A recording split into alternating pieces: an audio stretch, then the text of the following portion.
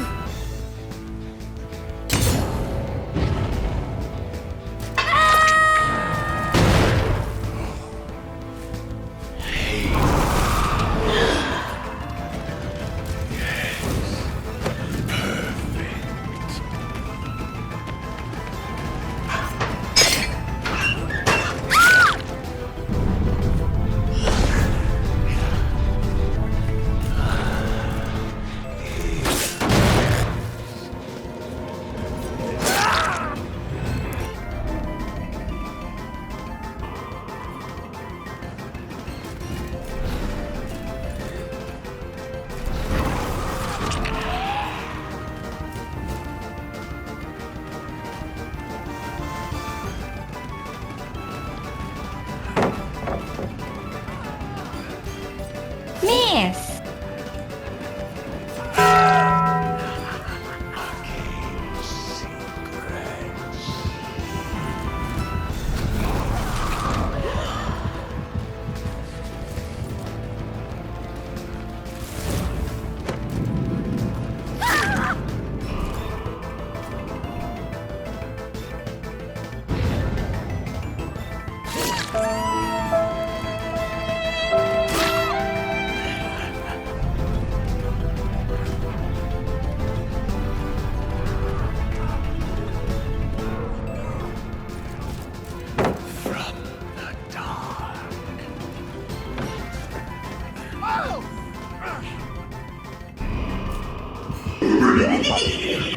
Me having my spell, I just found this guy in a locker. Wow.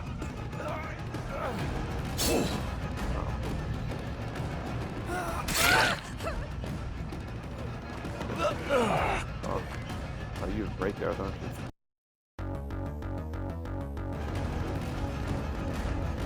Big teammate.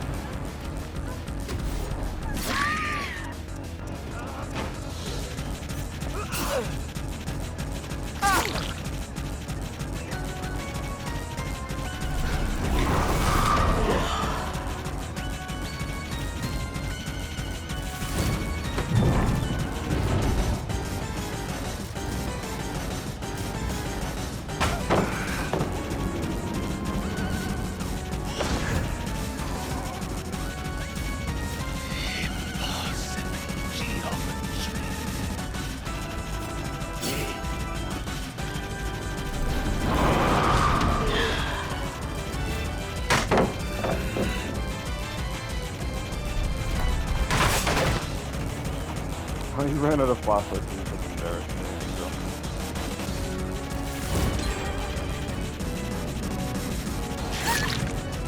So.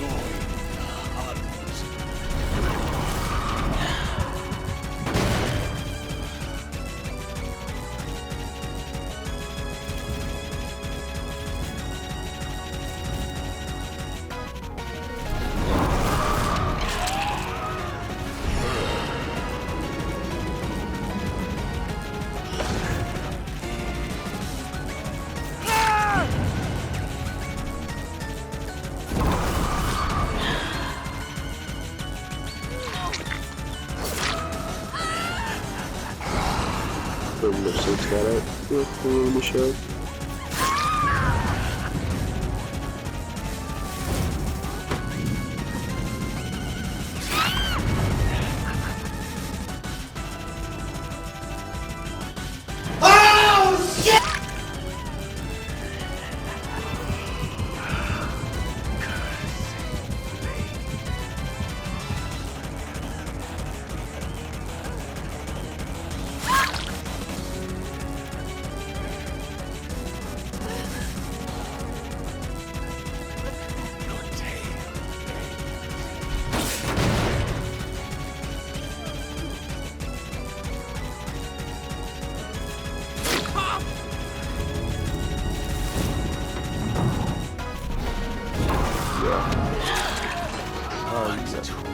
No, thing out.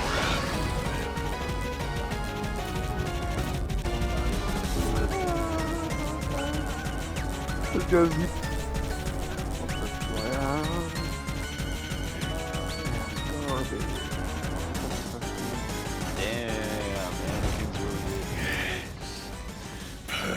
he's putting on a crazy.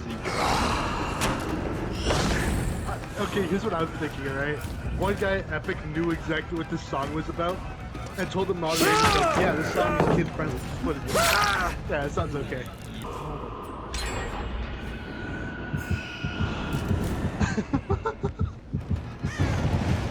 Fucking hell, man.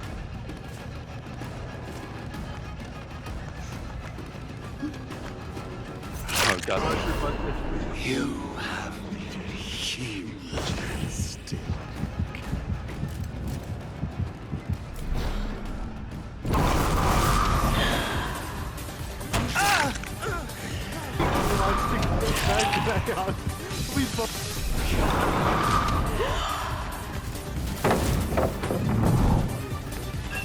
Bye, have a great time. So yeah, they look Fortnite-ified. This looks Fortnite-ified. Right here. Yeah.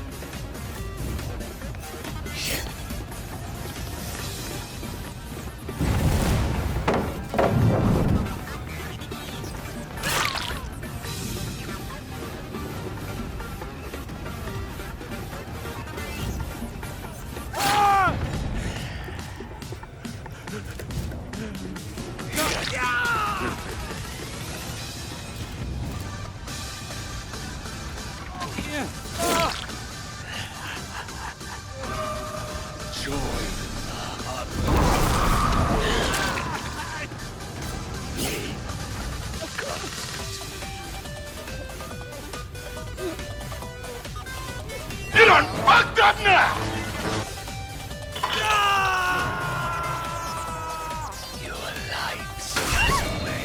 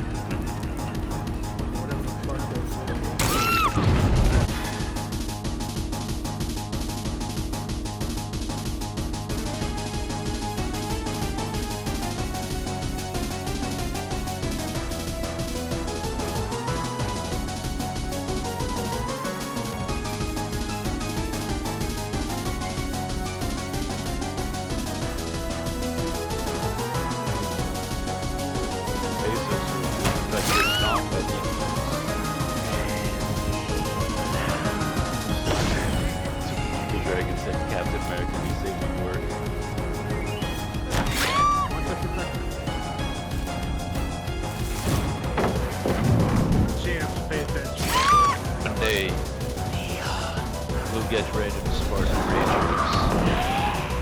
It is a part of that.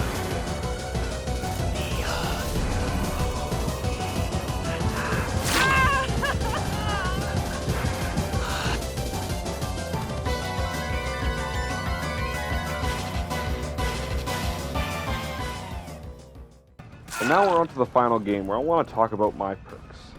I have the new Houndmaster perk, some sort of, I forget what it's called, the shocking whatever, loud quake or whatever. You fall from a height, and then you get a longer lunge for a certain amount of time, as long as you fall from a height. I have Infectious Fright. You hit someone and anyone in your tear radius, that when you down someone, they scream, revealing your location.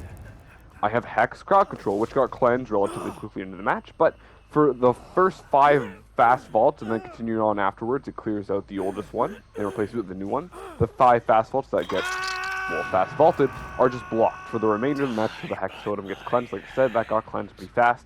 The only really good perk that I had this game was Knockout, which is where when you're, having a survivor maybe loop you at a pallet or whatever, when they leave a certain range from that pallet, for I believe it's like 6 seconds or even 10 seconds or whatever the duration is, they're 5% slower. They have the 5% hindered status effect. Not a very good perk. It's good for certain killers. Vecna, I would say not super good.